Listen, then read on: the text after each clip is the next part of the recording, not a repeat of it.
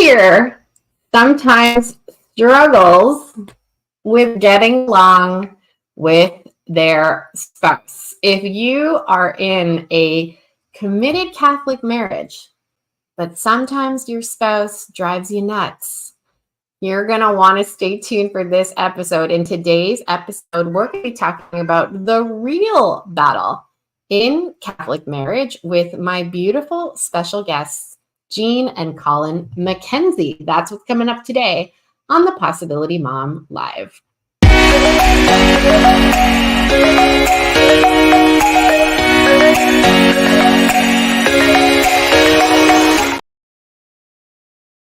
Hello, everyone. It is so nice to be back with you here today on the podcast. I love talking about marriage, mainly because it is something that I feel like I need to constantly work at. But in my own life, I find it's the thing that can be easily swept under the rug, so to speak. That and my physical fitness, if I'm just being really honest with you.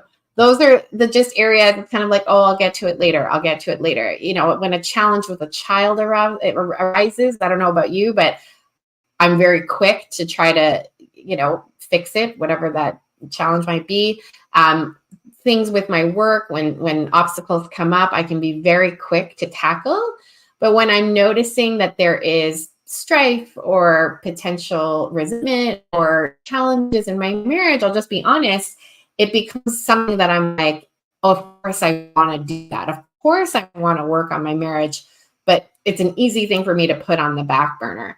And I don't know about you, maybe you can relate to what I'm saying, but if you're listening to this podcast, you are probably a person of high integrity and intention, and you want to keep your marriage at the forefront. You agree with me that your marriage is it creates the environment.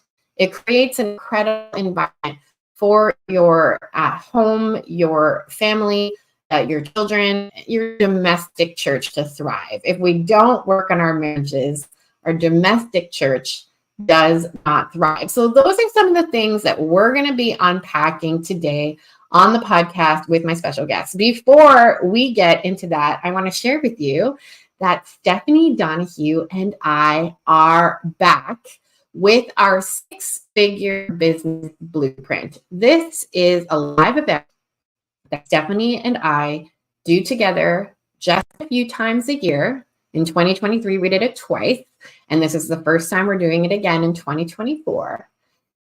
And it is a live coaching event to help you craft your 6-figure business blueprint. What do I mean by a 6-figure business blueprint? If you are looking to make a significant income, so income that can support your family, that can support Catholic school education, that can potentially even support other families in their pursuit of doing the same, we are going to be unpacking how I've done it in my own business. And what I love about Stephanie's experience, and I just love Stephanie, and you'll love her too. She's no stranger to this podcast. She's interviewed me and she's come on a few times. She has helped businesses earn 5, 6, 7, 8 figures. And what's so interesting about her experience is that she brings multiple businesses. So I have the experience of my own and the clients that I've coached, but she brings in this incredible breadth of different kinds of businesses, different kinds of entrepreneurs. One of the things that we created together that I just love is 40 skills that entrepreneurs need to embody for entrepreneurial success, based very much especially on the number of clients that Stephanie has worked with and the patterns that she was noticing in her clients. I want to share with you my screen if you're watching this on YouTube. If you're listening to this on podcast, you can go and view this page at learn.thepossibilitymom.com/6-figure blueprint. That's learn.thepossibilitymom.com/6-figure blueprint. This is for Catholic moms who want to build wealth without guilt It's a short live 5-day coaching event where every day for about 60 minutes, it usually goes longer because that's just how I roll. I get to talking and I love coaching. And so we end up going a little bit over, but 60 minutes typically, April 29th to May 3rd, 2024, where we're going to show you, even if you've only made a few $1,000s or you're overwhelmed, all the steps of running an online business. We're going to show you how you can build a 6-figure business. If you're a Catholic mom and you're at the beginning, this is going to be an incredible, I hate to use the word crash course, but that's kind of what's coming to mind. You're going to really see and understand what are the components to build a business that can scale. And really what Stephanie and I have very much in common is a shared passion for building the Catholic economy, meaning putting more wealth in the hands, and the heart that I have behind it is Catholic women, but of course, men, I like when men make money too. But when people with great values have money, we're able then to support things that are good, true, and beautiful. Many of you know my involvement with the Guiding Star Project. I'm the president of this charity. And I think about this in a very different way now that I am in the helm of a nonprofit in the United States. We are grateful and rely on the generosity of our donors. And that comes when people of integrity, people with great moral judgment, people with great values who believe in the sanctity of life and the true, the good, and the beautiful, when they are able to put their funds towards these causes, this is how we thrive. But it requires those people to have funds in the first place. And that is why I believe so much. And I believe that it's just on my part of my unique call to sanctity is to help specifically Catholic moms make money online. All right. So join us for the 6-figure business blueprint. You can go to learn.thepossibilitymom.com/6-figure blueprint to join us. I'm so excited to bring to the podcast one of the members of my mastermind, a Catholic mom who cares about building the Catholic economy and who has been helping many people over the years in her psychology practice. And she's going to be joined by her husband, Colin, who has a distinguished 32-year career with the Canadian military. Everybody, welcome to the Possibility Mom Live, Jean and Colin Mackenzie. Jean, Colin, how are you doing? Hi. We're doing well. Welcome to the podcast. Jean and Colin, let's start off with, how did the two of you first meet? Well, we met in a philosophy of ethics course, so at university. So we both went to St. Francis Xavier University in Nova Scotia, but Colin's from Calgary, Alberta, and he came all the way out to university there, but we didn't run into each other until like the summer after my third year. Summer of 96. Yeah, summer of 96. Okay, and tell us, like, what was the meet cute? Like, were you literally in a class? Did you drop your pencil and he picked it up? Like, how did it actually happen? I'll let you tell that part. Well, so we were in a class. It was a seminar. It was a lot of fun. So we're reading everything from Plato, Nicomachean Ethics, and it was great. I was not a philosophy guy. I was taking other courses, but I had time to take this course in the summer frame. And so we're in the class together, and then there's this girl in there, and she's pretty quiet, right? But she comes and talks to me sometimes, and it's kind of fun. And then we had a bunch of guys, and we were kind of dominating this class. We're sometimes doing the homework, sometimes not reading all of it. Like when we got to Kant, nobody read it, right? And so we have to have a 3-hour discussion about this. And so on one particular day, we were doing what we normally do, which is bantering back and forth. And we're still actually arguing about stuff from Plato. We're not really covering what we're discussing that day. And Jean had done the work. Of course, she'd done the work. And then the rest of us were just talking about other things and trying to distract everybody, including the professor, the fact that we hadn't done the work. And then Jean kind of just let us have it. And she had both barrels loaded, and she just kind of, and so I was like, oh, that's interesting. So we became friends. And, a year later we started dating. And there's some stories there too, of course. But I finally asked her like in March, just before my birthday. And I said, hey, I'm having a birthday party. So would you like to come to my birthday party? And then I had to go home and get a birthday party going for myself. So I got my roommates to come with me to the bar, and I fed them with beer, but I fed them with beer too early. And then they took off right at 9, just when she arrived. So it was pretty transparent. Oh my gosh, that's the cutest story. You staged your own birthday party just so you could go on a date with Jean. Okay, so then your career, Colin, ended up in the military. Tell us briefly about how that happened. I joined years before. I joined as a reservist, and I went through that for a number of years while I was in school. As I was getting out of school, I was 16, working. Right? 16? Yeah, 16, about 16 years old, and late 16. And then as I'm finishing up university, trying to find a job way in the world, and I now have a serious relationship on my hands. I was a mass corporal, which is a junior sergeant in the American Army. I was teaching. I was enjoying that. I was in the infantry, and I started teaching full time in the Army. And so I became an instructor, transferred to the regular force.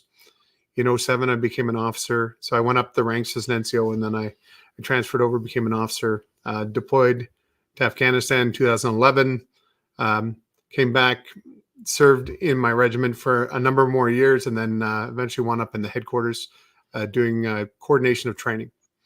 So it was a long career. It was a lot of fun. I really enjoyed the Army parts of it. That was a lot of fun. The headquarters stuff was more like coordination and discussions and things.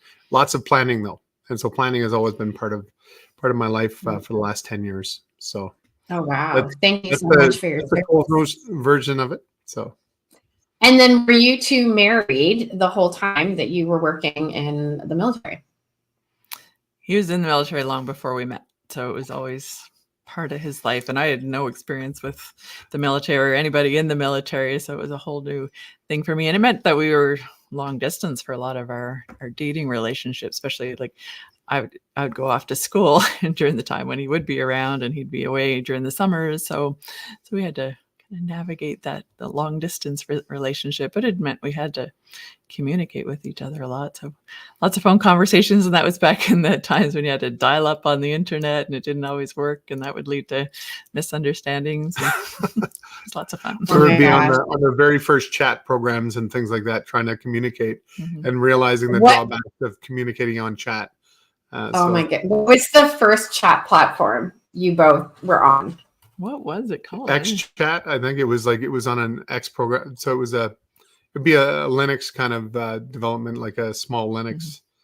My husband and I often reflect on the amount of flirting we did via MSN Messenger. Let me know in the comments if you're watching this live. Do you remember MSN Messenger? We also used ICQ a lot. Like if anyone remembers that platform. That was what we used, yeah. Many flirtatious texts between me and my husband via ICQ. I actually printed them off and saved them because I was like, these are so like original love notes. Like I can't just delete them when ICQ went away. Anyway, so Jean, you are a clinical psychologist. When did that come about for you? Did you always know in college that that's what you wanted to do? And how did that work alongside your husband's military career? Yeah, so it wasn't something I always knew I wanted to do. It was, I had a very kind of winding career path. So I see that as a God thing. God kind of kept nudging me in a little different direction. And eventually it came around to me being a psychologist. So I started out, I actually originally wanted to go into like pharmacy. And I didn't do that. I changed my mind at the last minute and went into music, which my parents had no problem with. But I studied music in my undergrad and eventually had developed an interest in music therapy. So I was taking a lot of psychology courses. So you couldn't have like a double major, but I pretty much had enough psychology courses for a major, but didn't get into the music therapy program I applied for because my my audition tape got lost in the mail. So that didn't happen. And my mother so I kind of finished my music degree and my mother's like, well, Steubenville has a counseling program. I'm like, okay, I'll try. So I just applied and I ended up getting in. And so I did that program. So I actually when I first graduated, we got kind of married right after that. So we kind of got married and started our family before I really started practicing. And at first I was just a counselor, not a psychologist. So for many years I practiced as a counselor. But yeah, how the kind of military career affected that is that I did a lot of work online early on, even before a lot of people were doing that. So I did a lot of online work and had to get used to kind of restarting my practice every time we moved. So that was a little difficult, but yeah, like I said, it helped me be innovative and kind of develop some different ways of doing things. But yeah, when, I don't know, there's a lot of story to some of this too, and God's hand is in this all along the way. But when we moved from, like, our most recent post before here was Nova Scotia, we moved back here. We couldn't sell our house in Nova Scotia, and we had to rent a house here. So I needed a job as soon as I hit the ground. I couldn't wait to build up practice again. So I ended up working with Mercy Counseling, which is part of Catholic Social Services here in Edmonton. And they helped support me in becoming registered as a psychologist. So that was kind of all a God thing too, right? I had looked into it before and it was a lot of work and didn't think I could do it. But yeah, they supported me and I became registered and eventually went back to private practice. But yeah, so it worked well that it was a career that I could kind of do online and be kind of flexible with. So, and I could kind of do it. Like, we've had nannies at times too to help with the kids so that I could do my practice, and yeah, and so you could go to Afghanistan. How many times have you moved as a military family? It's not as many as some people, but because of the big family, it's challenging. But so household more than moves across the country. There's only a couple moves across the country. Well, we started in New Brunswick, moved to Edmonton, to Nova Scotia, and then back to Edmonton area again. So it's and with how many kids now? We have 7 now. Beautiful. Increased with each move. There's always a 1-year-old. There's always a 1-year-old. Love it. I have, every time I've moved, I've been literally 7 or 8 months, even 9 months pregnant. It's kind of a weird, like, just how we roll. So you there's a lot we could unpack with trusting the Lord, of course, many military families, but also all families deal with trial and struggle and unexpected things. There's so many things that we could unpack there. But I want to start in, you have clearly a shared love of supporting Catholic marriage. And that's really what I want to unpack on this podcast now that we have a little bit of your background. You have a shared love of supporting Catholic marriage. And there's a quote that I absolutely adore that you have on the website. The battle between the kingdom of Christ and Satan will revolve around marriage and the family. That's Our Lady of Fatima's quote. I'm going to read it one more time because it's a very, like, when I read this, it hit me in the gut. The battle between the kingdom of Christ and Satan will revolve around marriage and the family. Can you both just unpack that a little bit for us? And why is that so important to you? Why do you care about this fight? You want to start? Well, so the battle came to us. We just discovered that there's always challenges, and they could be crazy. They could be silly. Like, we could have squirrels in the house. We could have cars break down, but they could be pretty serious at times. We could have serious questions about safety or what's going on in our careers and whether we can carry on financially. Sometimes, when you move across the country and you restart your business all the time, that means that Jean had to restart her entire practice every time. And that caused problems. And the Army doesn't really care if you're available. You're always available to them. So they're going to tell you to show up and do this and do that. And that's fine. That is expected. But eventually I kind of realized that I needed to find a way to enable this family to function a lot better. And we needed her to be able to reach her potential to do that as well. Right. So when we had challenges, we always had to rely on prayer. We had to come back to prayer. And that just grew as time went by. And there's a ton of really excellent Catholic resources that helped us do that.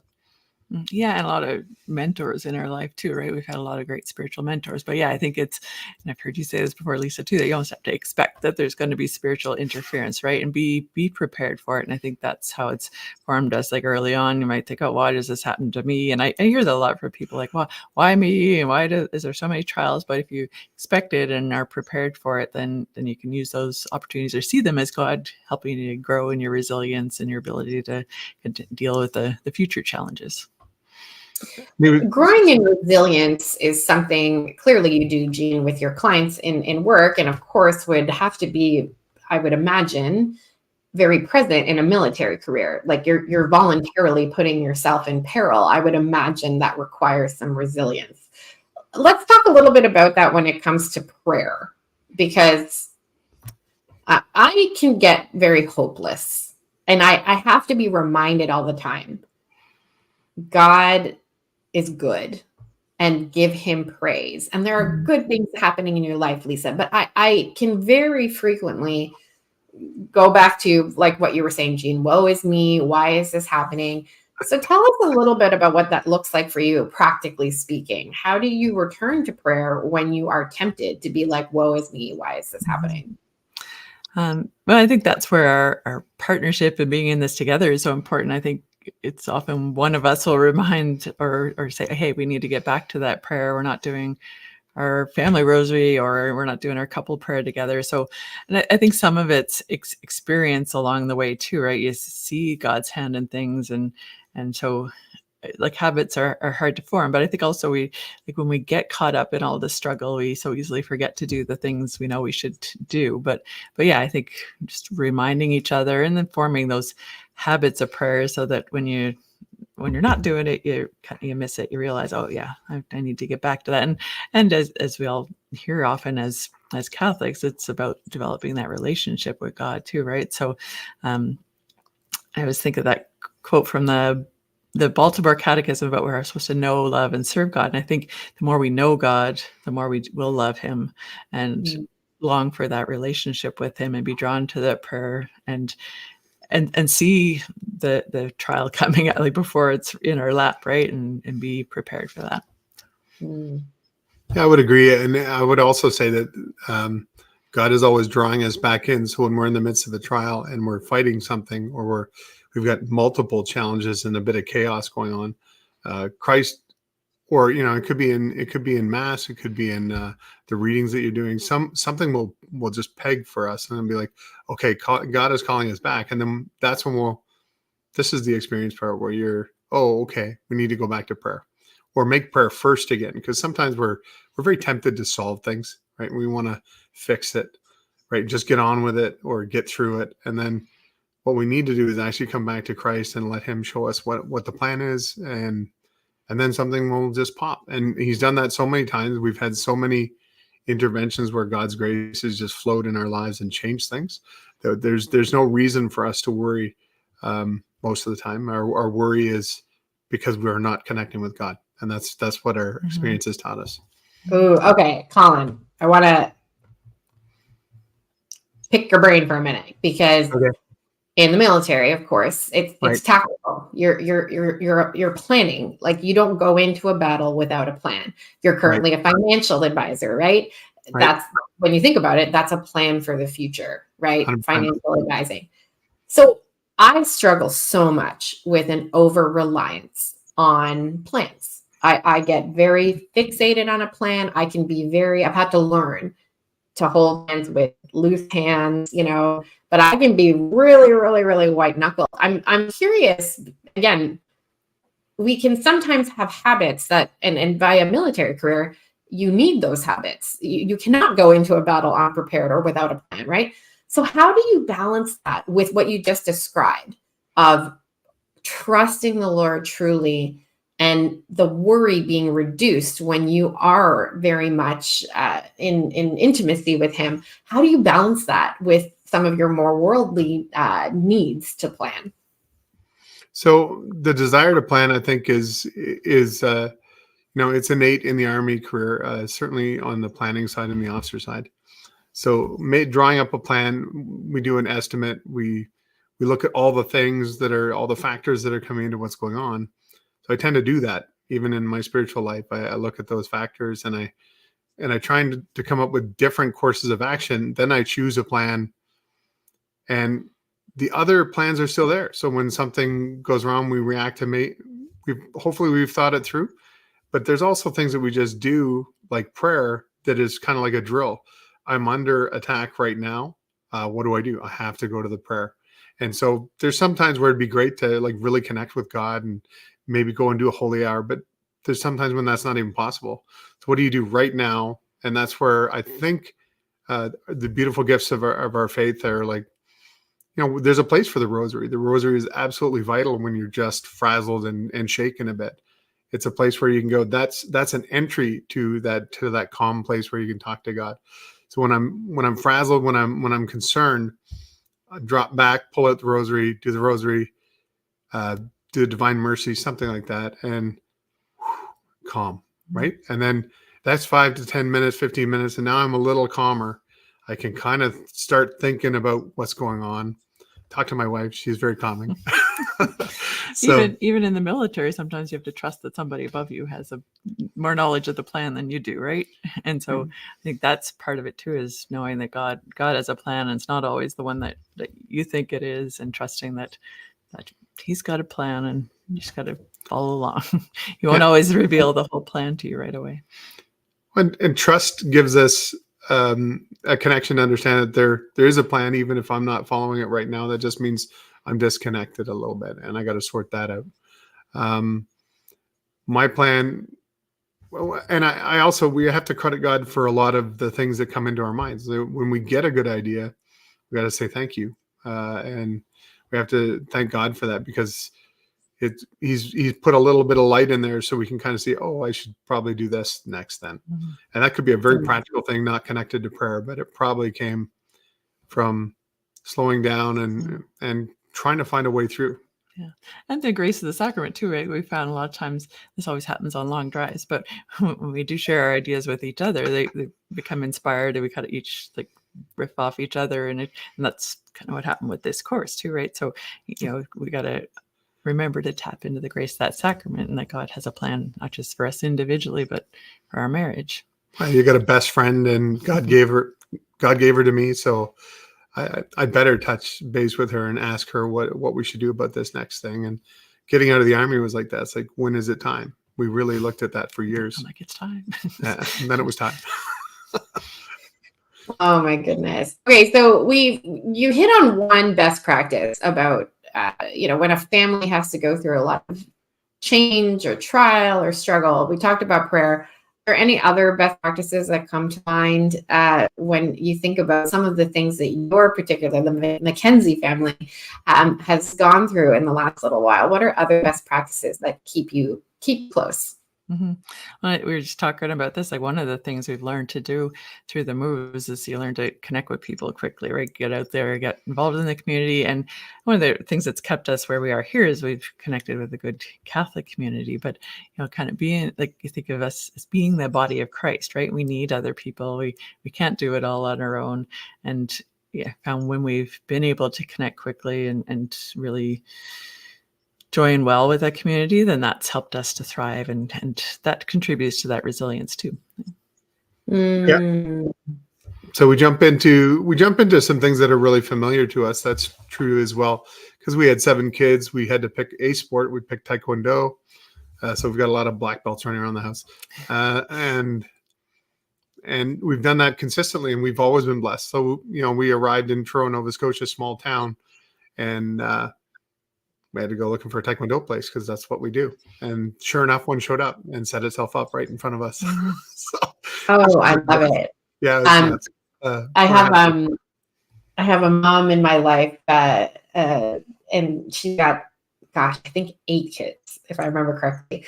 And I was a very young woman when I was sort of more in contact with her.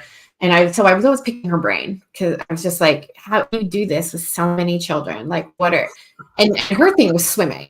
She was like, that's the only thing we do, swimming. And she went even further. She was like, because when you can swim, you also can become a lifeguard, and lifeguarding is, at least at the time, it was an incredibly lucrative part-time job. So she just was like, this is just what we do. We live at the pool. They all work at the pool. They're all able to, fund their colleges with their lifeguarding money. And I just thought that was really, really interesting. Some of our kids are teaching Taekwondo now too. So yeah.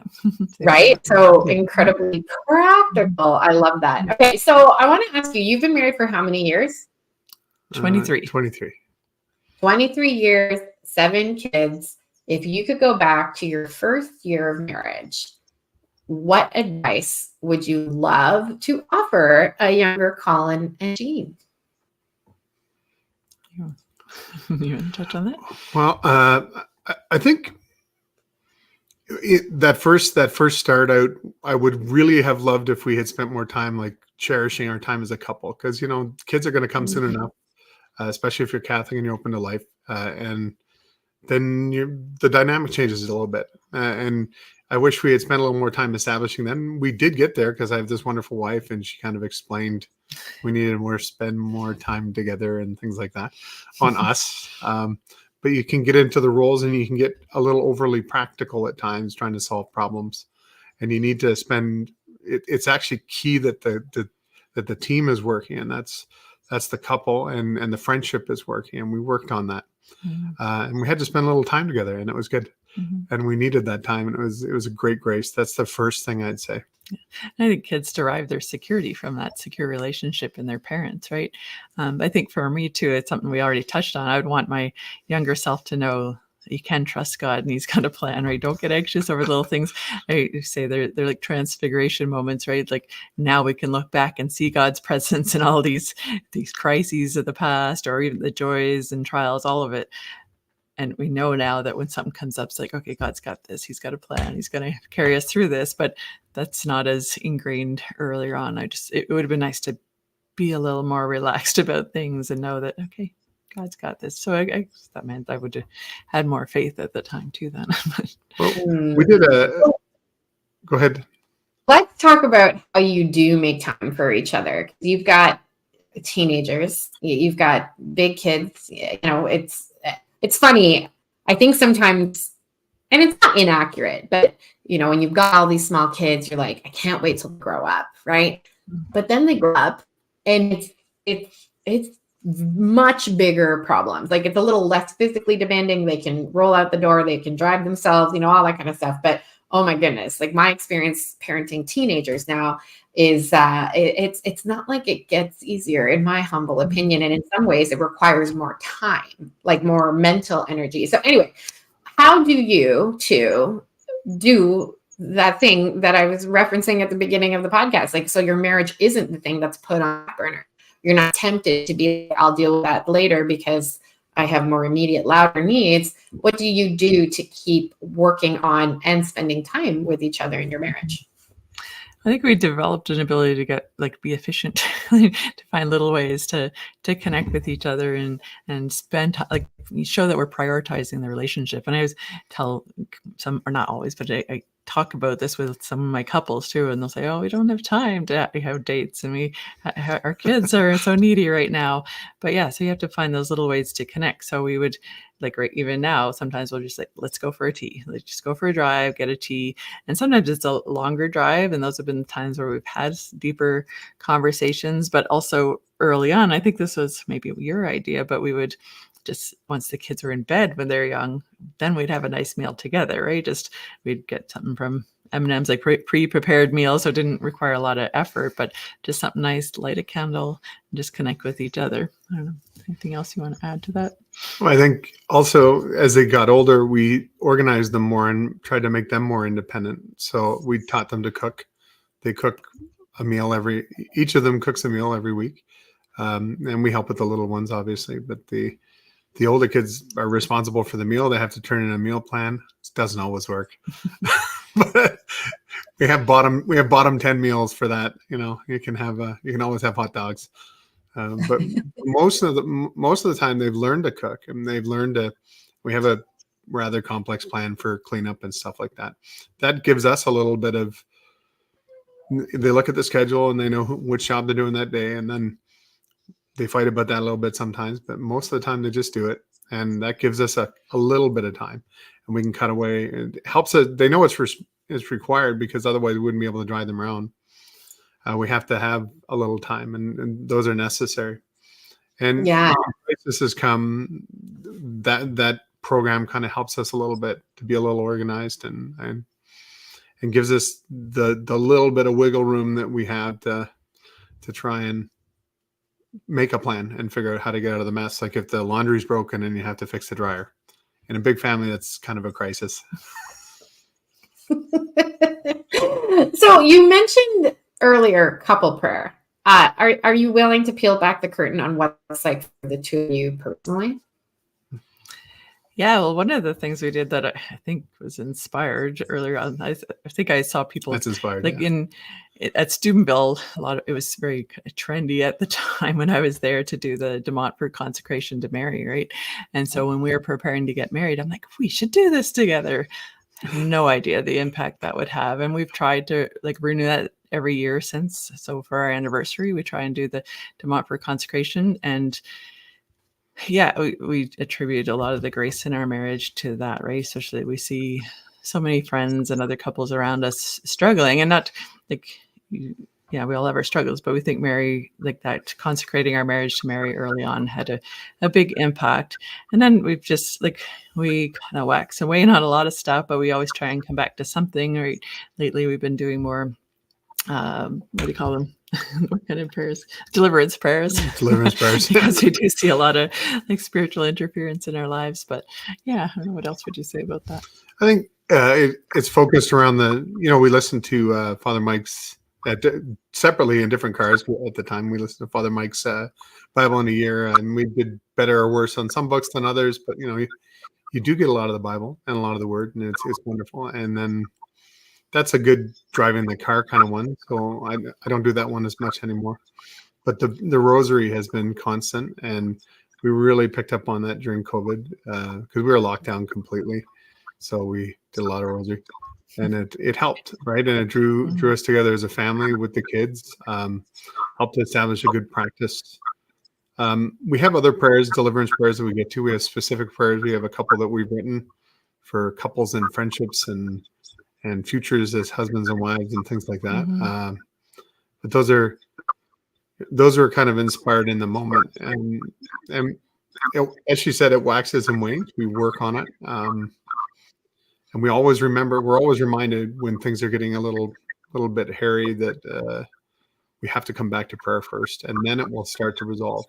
If we reestablish our relationship with Christ, then the rest of it will start moving in the right direction. So good. Heather from A Catholic Mom's Life. Hi, Heather. She says, I love this great advice. And if you have questions about building your domestic church, Catholic marriage, how to pray with your spouse, if you're watching this live, feel free to post them right now in the chat. So the two of you have developed something very, very special together that I am so excited to share because, Colin, I love your wife. Your wife has had such an impact on my life, on my central nervous system. Jean is a valued member of my mastermind. And so I've gotten to know her in the mastermind that I run with Stephanie Donahue. And honestly, just you're so calm. So there's two things that I want to share that I want to invite you to share. The first thing is a series of reflections that you've created. If you love Jean's calm voice, you are going to want to immediately click on the link below this video because Jean has created something truly I think you will be blessed just by listening. Even if you don't comprehend or take in or take notes or anything, just listen and feel the soothing presence that comes from just listening to Jean's voice. Jean, you've created a series of daily reflections for Catholic marriage. Tell us a little bit more about that.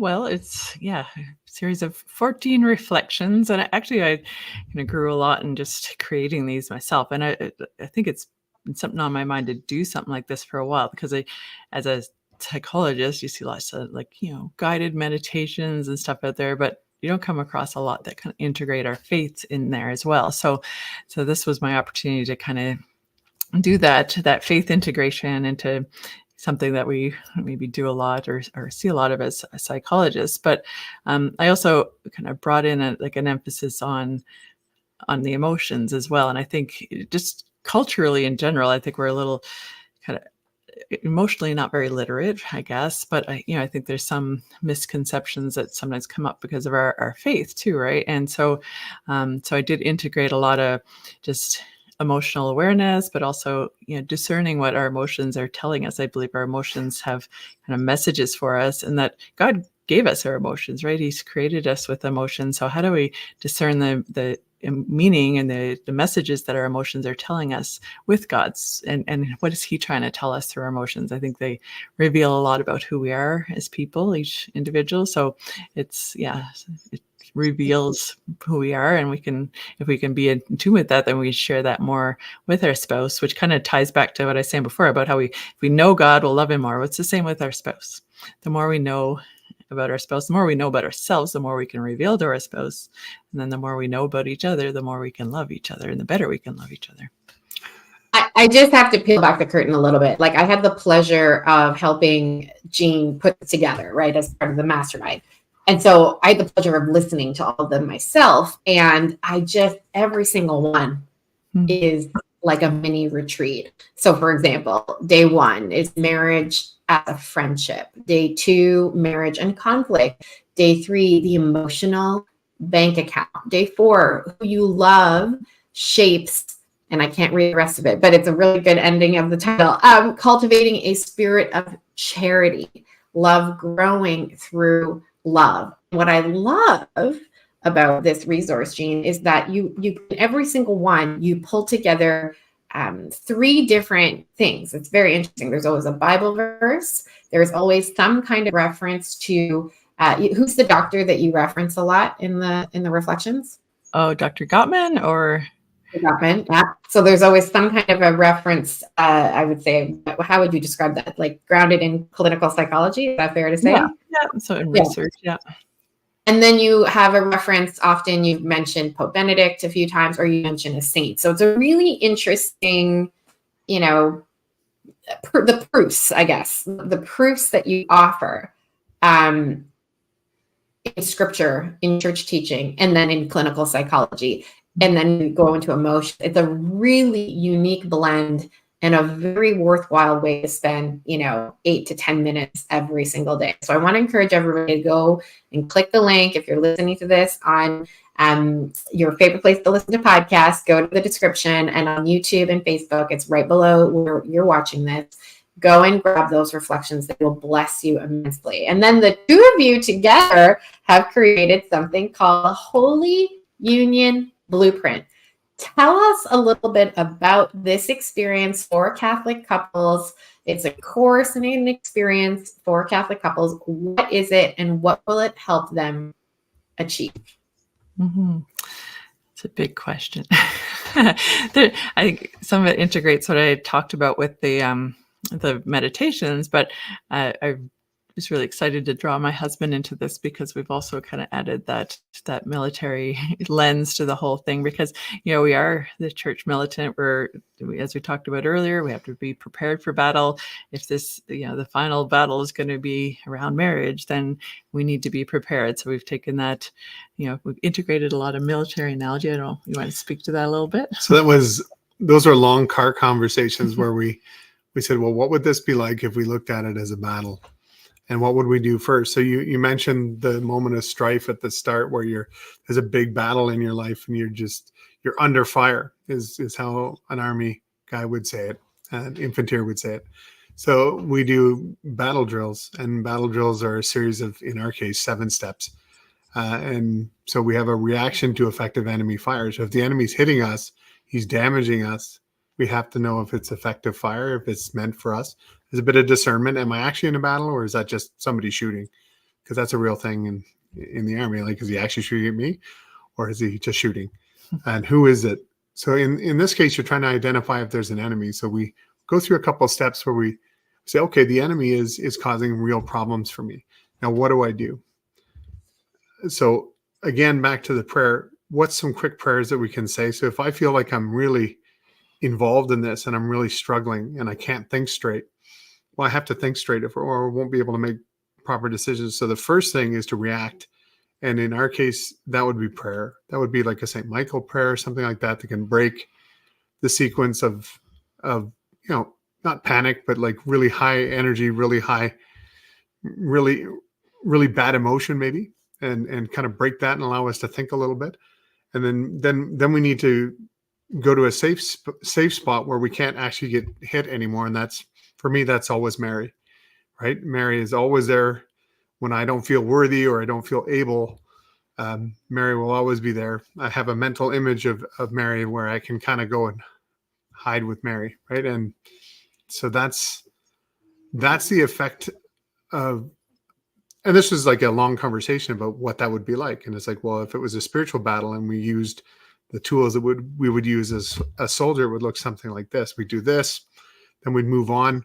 Eventually we'd start taking the ground back, and then we'd engage in the battle, right? Mm-hmm. So that's kind of what we want to walk through on some level. And we have some ideas for those going forward, but the one that we're working on right now has a bunch of fairly practical, we hope, steps to walk you. I love it. I want to share some of those practical steps in just a moment, but it makes me think, I love military analogies because they're very visual, very practical. And again, I imagine, I've never been in this kind of setting or education or in a battle of this kind, but I imagine they're extremely, what's the word I'm looking for? Like they must work. Like you must have some sense that it's going to protect you because again, you're going into something perilous, right? We're with peril. My mindset coach training. So I was coached by the fine folks over at Metanoia Catholic, and Matthew Ingold is, forgive me, he's gonna be upset that I do not know what part of the military he is in, but he was in anyway. He taught at Quantico, and he would often use that. He would borrow from his Quantico experience, and he would often say, you need, when you're creating a tactical plan, you're planning this many, forgive me for my lack of military terms, but this many good guys for this many bad guys. And he would, insurgents, that's the only term I can remember. And he would always encourage me, particularly because I struggle so much with negative and hopeless thoughts. He would always be like, how many good thoughts can you literally like stack up against your insurgents of bad of bad thoughts? And that always stuck with me. The military language didn't stick with me, but just this concept of having a plan against the insurgents that are coming. And so I find that very, very fascinating when we can draw from military analogies and military training. But I just want to share some of the things that are on this site. And again, you can find the link for Jean and Colin's course wherever you're listening or watching. But I love this, make your marriage your most important endeavor. Again, I think that in my head, I value so much my relationship with Josh, but then in practicality, because of 10 kids, because of both of us working, because of the many things that we're juggling, shuttling kids, driving, homework, all the things, in practicality, not because of my desire to, but sometimes it's just like, oh gosh, like, how are you doing? I'm so tired. Okay. But I just love this. Make your marriage your most important endeavor. And then marriages work and you need a plan. And so I just want to highlight, it's a union. So Holy Union is an acronym. And so understanding, navigating, introspection, observation, and nurturing, UNION, is an acronym that you have. Tell us more about the content of the Holy Union Blueprint. Well, I think that understanding piece is important, right? We need to, like, even in military terms too, but just, I think there's a lot of misunderstandings about marriage, and a lot of those myths come from our cultural understanding about marriage and such. But yeah, that kind of seeps into our Catholic understanding too, right? And so we know, that God created marriage and that it's a sacrament and all these things, but we still might think that, oh, well, everything should be like, because we're Catholic and are married, everything should go smoothly. But no, we still need to anticipate that spiritual battle. And in some of my research for this course, I found that part in the Catechism, which I feel is not always emphasized. It talks about how we'll have, like, there's, because of original sin, we have that spirit of domination. They even talk about infidelity and like how it will come up against each other, right? And so again, we need to anticipate that and understand the full picture, what's involved in marriage, and so that we can, again, then be prepared. So and then navigating, obviously we bring in a lot of the military analogy there too, but like, we need to have a map. We need to know where we're going. We need to do a recce. We need to do a reconnaissance. Yeah, we need to understand what's going on. Need to look around resources. The military. I love it. I love it so much.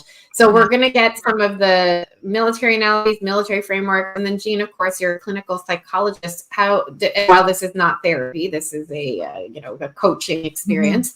How does your experience as a psychologist, how will that show up here in this? Yeah, well, I've almost 20 years now of doing marriage counseling with people, and I have learned a lot. I've experienced a lot and done a lot of, like, I tend to just read all I can about the things I am interested in. So done a lot of just research and understanding all these things. So, and like that introspection piece, I think, like, brings in a lot of the emotion and stuff too. So I'm bringing in a lot of that, but bringing in a lot of understanding about what does work, what doesn't work. And just I guess that those things, right? I love, again, you're so calming to me. Like, literally just spending time with you makes me feel calm.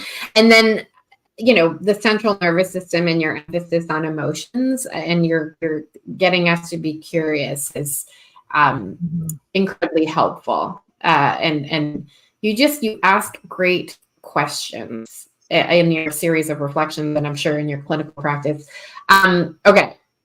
I could talk to both of you all day long, but I do want to ask, I think, 2 more questions. So question number 1 is, Jean, if you could take, well, both of you, actually, I'll ask this to both of you, but if you could take Catholic couples by the shoulders, and just like, you're just, maybe Jean, you're talking to the wife, and Colin, you're talking to the husband, or I don't know, you're collectively taking them by the shoulders, right?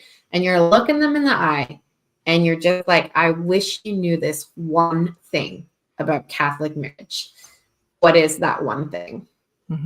I might get in trouble if I did that, but I'm just kidding. I take them by the shoulders. No, I think I was kind of thinking about this before, and I think the one thing I really want them to know is that I think we often frustrate ourselves by trying to attain unattainable goals. If we try and attain unending happiness, which maybe that when we know, okay, that's not achievable, but if we try and attain, like, never disagreeing with each other or having to agree on everything, like, all those things will frustrate us in the long run and just cause more tension in the relationship, right? Whereas if we see that marriage as that vehicle for growth, and in the Catholic lens, it's a growth in virtue and growth in, like, towards sanctity, right? So, but I think in the secular world and in our Catholic Christian understanding, growth is a model that works, right? It doesn't lead to so much frustration. There's a purpose in every moment, then the joyful moments we can learn and grow from, but also the trials and the heartaches, and it's all opportunities for growth. So just to stop setting those unattainable goals, which get you just, like, stuck in this rut, but focusing on something that will help move you forward. That would be what I'd want to tell people. I would probably say, we're always going to have fights and conflicts at some point in our relationship. And I would say, fight for each other, not with each other.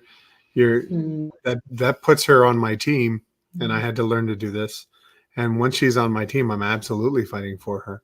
And you're still going to fight, and you're still going to fight with each other. But the perspective is remembering that this is my teammate and my most important friend. This is my key relationship.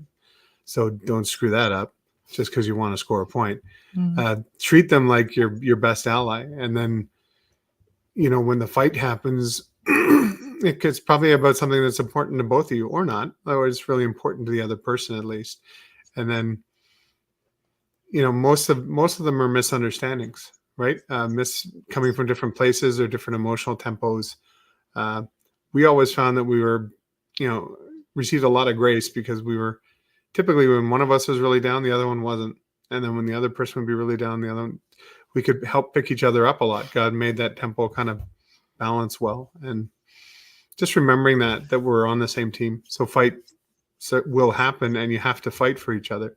Mm-hmm. You have to fight for each other, not with each other as much. Well, that's the theory. Yeah, and I think that team approach does two things. It helps like even when we're fighting, we still love each other. It's okay. We can still have that security in the relationship. But you're also more likely to repair the damage or the rupture that happens after, right? So you come back together, realizing, no, oh wait, yeah, this person is on my team. We need to repair that. And as I talk about in the reflections and in the course, like that repair is so important. And that's us like participating in that God's mercy, right? And God, like St. Faustina says, that's God's greatest trait is his mercy. So if we can emulate that on any level, then there's so much healing and grace that comes through that. Oh gosh, I love it. I want this on a mug. Fight for each other, not with each other. Somebody print that on a mug for me. I love it. All right. Honestly, I could talk to you both all day. I find this conversation even very soothing. Anna says in the chat, my husband is against counseling and self-help, but is open to biblical teaching and principles. So that's my angle. It's incredibly helpful. Thanks, Anna, for that. Heather says, so good having a plan for the spiritual battles in marriage. So my final question, what is the real battle in Catholic marriage? I guess it's the battle to get to heaven and bring as many people along with us as we can. Right, really, that's our, yes, the church teaches us that we're, the primary purpose of marriage is to be open to life and to be fruitful, but we're also meant to get each other to heaven. And sometimes we joke about dragging each other across the finish line, but then, yeah. And I think that's part of my vision with this course is that the more we can be that, be those partners for each other and be those marriages that are working towards that sanctity, the more we can be that example to other people. And it's kind of a grassroots thing, right? That just brings more people along with us, and we can kind of all pave that path towards heaven that we're supposed to be marching on. I mean, we have this beautiful family, these beautiful children, and we absolutely want heaven for them. So how do we do that? Well, we're not expecting to actually become saints, but we better try for it. Right? There's not many other goals that are as valuable as that. And so if I want my wife in heaven, what do I have to do to that? And do I want my children there? Of course I do. And so pray for your kids and all the things that come with it. We do those naturally because we have the goal in mind. And the goal in mind was taught to us during our marriage prep. And it was a tape we're listening to on a road in the car. And it said exactly that. Your job is to get each other to heaven. Oh, okay. That's actually a good goal.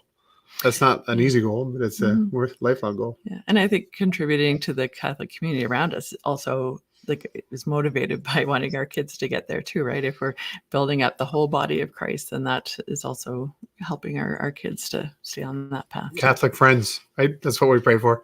Lots of that. Well, that's a whole other podcast. Oh my gosh. Jean and Colin Mackenzie, I'm so grateful for you and for your example and your witness and for developing this resource.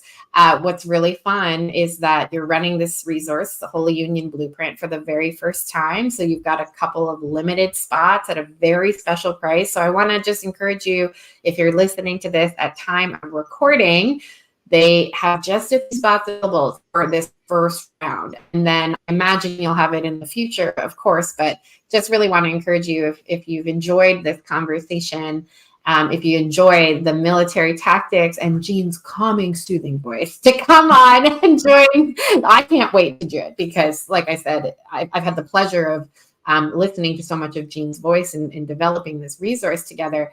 And I'm just so excited. I will put the links to the chat also right below where you're watching this on Facebook, anyone who is watching this live. Jean and Colin, it has been such a pleasure. Is there anything else you want to add today that you haven't already had a chance to say? No, I'm good. I think we said most of what needs to be said. And then where can people go and follow you on Instagram? Yeah, that's Holy Union Connect. I'm not told. Yes, is that all they need? Holy Union Connect on Instagram. I'm pretty sure that's your name. Holy Union Connect. It is my name. Yeah. Perfect. You can go there and you can also get the links to all the things that we talked about today. Jean and Colin, thank you so much. God bless you. Everybody, have an amazing Friday and a happy weekend. Bye for now.